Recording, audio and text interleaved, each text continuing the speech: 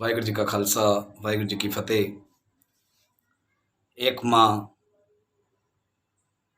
जिसको एक बेटे से जुदा कर दिया गया सिर्फ राज्य के लिए, शासन के लिए, लेकिन फिर भी उस दिलेर माँ ने हिम्मत नहीं हारी।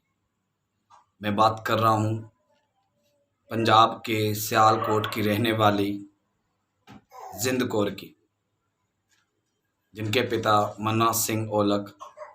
अपनी बेटी की शादी उन्होंने महाराजा रणजीत सिंह से करवाई, जो कि उस समय उनकी उम्र 55 साल की थी और जिंद कौर की 18 साल।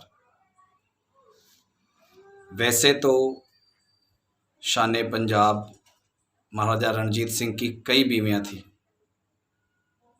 लेकिन उनके मात्र एक ही सुपुत्र थे खड़क सिंह, जिनको उन्होंने गद्दी पे बिठाया था। लेकिन उनकी तबीयत खराब होने के कारण वो ज़्यादा जी नहीं पाए, इसलिए महाराजा रणजीत सिंह ने जिंद कौर से शादी की और उनको रानी का ओहदा दिया। जिंद कौर, जिनका जन्म 1817 में हुआ पंजाब के सियालकोट में, वो हर तरीके से शस्त्रधारी हो चाहे राजनीति हो, उनमें उनको सफलता हासिल थी। और कुछ समय के बाद रब ने ऐसी मेहर की, परमात्मा ने ऐसी कृपा की कि जिंद कौर को बेटा हुआ जिसका नाम दिलीप सिंह रखा गया। मैं उस माँ की कहानी बता रहा हूँ कि एक राज्य के लिए, सिर्फ शासन के लिए एक माँ को एक बेटे से जुदा कर दिया गया। समा जब खुशियों का था, उन खुशियों को ज़्यादा देर नहीं टिकने दिया अंग्रेज हुकूमतों ने।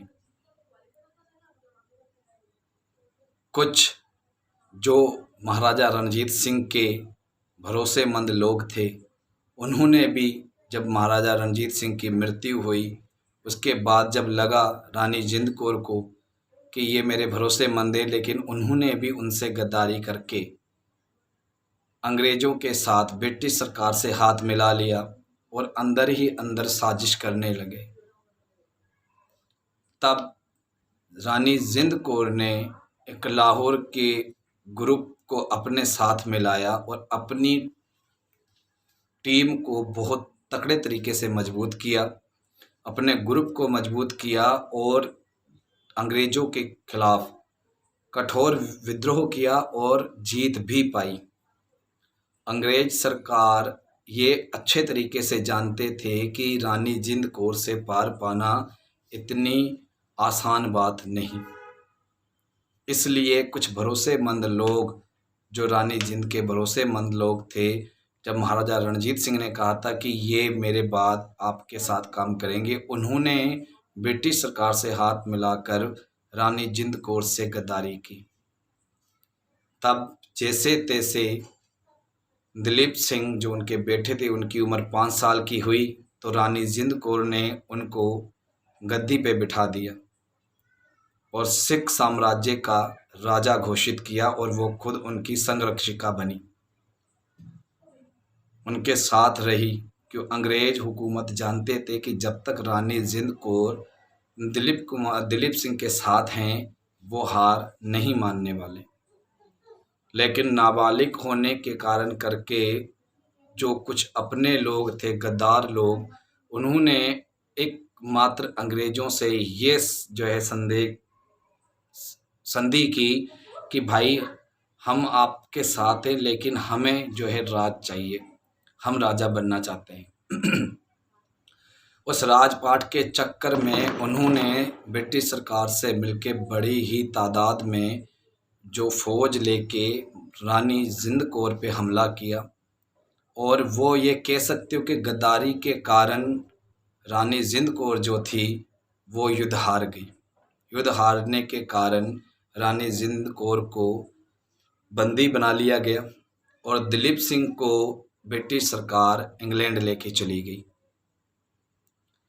जब शेखोपुरा के ज़िले में रानी जिंद कौर को बंद किया गया,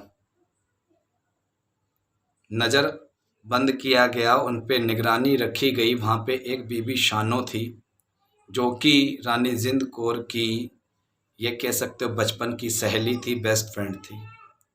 जब वो देखती थी कि पुत्र के वियोग में जिंद कौर सारा दिन रोती थी, तो उससे ही उनकी हालत देखी नहीं जाती थी। और ब्रिटिश सरकार जानती थी कि अगर जिंद कौर यहाँ से बच के निकल गई तो फिर से पंगा खड़ा हो जाएगा, फिर से जिंद कौर को हराना बहुत मुश्किल हो जाएगा। लेकिन जैसे तैसे करके शानों ने उसे कहा कि देखो, आपने मेरे ऊपर बहुत एहसान किए हैं, आपके हस्बैंड के, महाराजा रणजीत सिंह के, मेरे परिवार पर बहुत एहसान है, मैं आपके लिए कुछ कर सकती हूँ तो बताओ। तब उनने कहा, देखो प्लान तो मेरे पास है, लेकिन उसमें अगर रिस्क लेंगे तो उसमें तुम भी फंसोगे और तुम्हें भी मेरे साथ दुख भोगना पड़ेगा। तो शानो जी बोली कि अब मुझे उस दुख की चिंता बिल्कुल भी नहीं, जितने एहसान आप लोगों के हमारे परिवारों पर हैं, अगर मुझे वो एहसान चुकाने का वक्त अगर मेरे को मिल रहा है तो मैं उस वक्त को चुकाऊंगी, उस एहसान को चुकाऊंगी।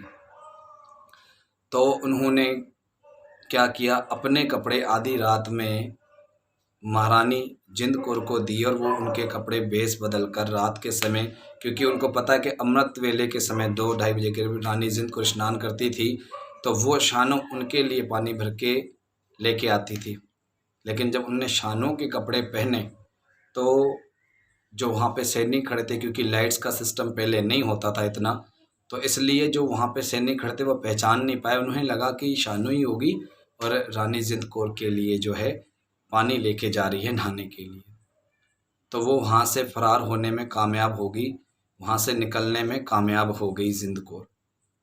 जैसे तैसे पूरी रात जंगलों में भटकती हुई एक माँ अपने बेटे से मिलने के लिए, नंगे पैर, कांटे इतने बड़े के पैरों के आर पार हो चुके हैं, जैसे तैसे करके वो अपनी एक और सहेली के पास पहुंची जिसका नाम था गोमती, क्योंकि उसको उन्होंने गुप्त तरीके से मैसेज भेजा था, संदेश भेजा था कि मैं जब निकलूंगी तो आपके पास आऊंगी। जब वो उनके पास पहुंची तो गोमती ने उनको अपने घर 4-5 दिन रखा और उसकी मरहम पट्टी की, और जब वो ठीक हुई तो आप बताओ आगे का प्लान क्या है, उन्होंने रानी जिंद कौर से कहा। तो जिंद कौर ने कहा कि हम पंजाब तो वापस जा नहीं सकते क्योंकि ब्रिटिश सरकार का हर जगह पहरा है, तो आप मुझे नेपाल का रास्ता बताएं, अगर आपको पता है तो मुझे नेपाल ले चलें। क्योंकि नेपाल के जो राजा थे जंग, जिनका नाम था, वो अक्सर महाराजा रंजीत सिंह के पास आया करते थे और उनको बहुत ही आदर सम्मान मिलता था, तो वह जिंद कौर को जानते थे। जैसे तैसे महारानी जिंद कौर नेपाल पहुंची और उनको वहाँ पे बड़े ही आदर और सम्मानित के साथ वहाँ पे रखा गया, सम्मान के साथ रखा गया।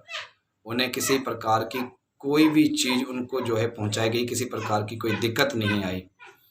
जैसे तैसे करके आखिरकार आगे चल के जब जिंद कौर आगे बढ़ी इंग्लैंड के रास्ते के लिए कि मुझे जाना है, तो रास्ते में ब्रिटिश सरकार ने जो अपने बंदे छोड़ रखे थे, एक बंदा उनसे मिल गया जो कहने लगा मैं आपको पहुंचा सकता हूं, मुझे रास्ता पता है।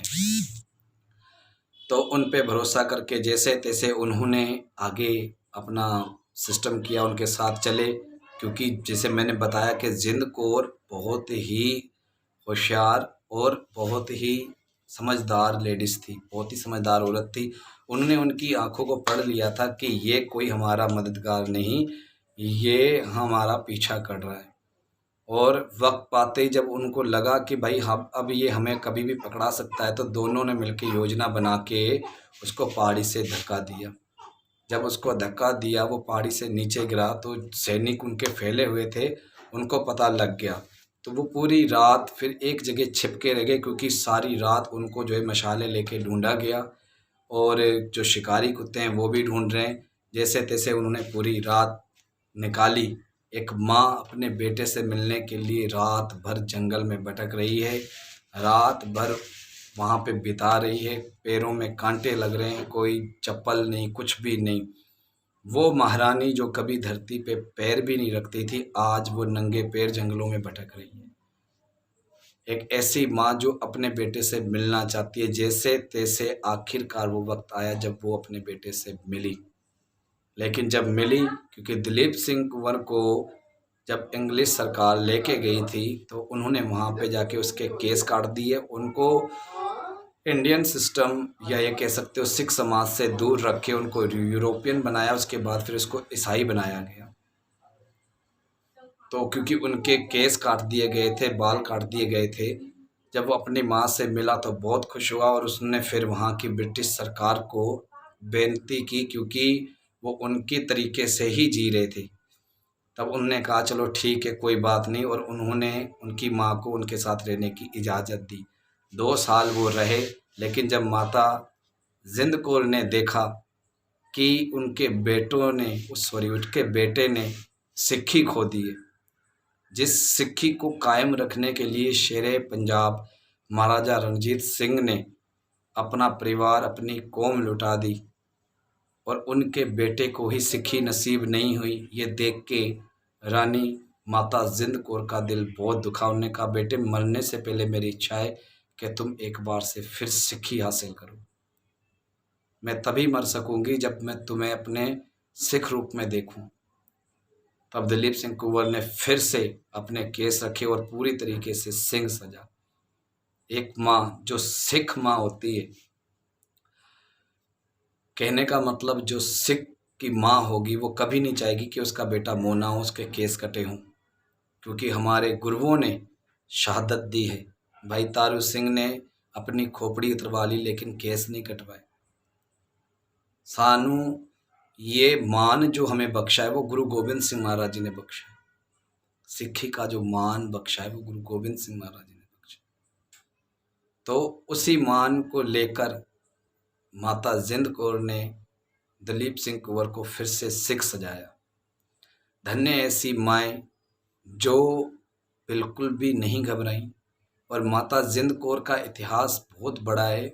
मैं अगर बताना भी चाहूँ तो शायद बहुत समा हो जाएगा, लेकिन कभी आप सर्च मारना गूगल पे, यूट्यूब पे, आपको माता जिंद कौर का इतिहास पता लगेगा, जो कि आज के सिख बच्चों को पता ही नहीं कि माता जिंद कौर कौन थी, कैसे उन्होंने ब्रिटिश सरकारों से जो है पंगा लिया और कैसे उनकी रातों की नींद उड़ाई, कितना जौहर दिखाया, कितनी जंगें अकेले दम पर रानी जिंद कौर ने लड़ी। माता का ओहदा इसलिए क्योंकि उन्होंने दिखा दिया कि एक माँ अपने बच्चे के लिए कुछ भी कर सकती है। अपने बच्चे को चाहे वो 7 समुंदर पार ही क्यों ना चला जाए, वो उससे मिलने का दम रखती है। तो उन्होंने माँ का ओहदा भी इसलिए पाया, इसलिए सिख साम्राज्य, सिख समुदाय रानी जिंद कौर को माता जिंद कौर भी कहते हैं। ऐसी माताओं को दिल से नमन। वाहिगुरू जी का खालसा, वाहिगुरू जी की फतेह।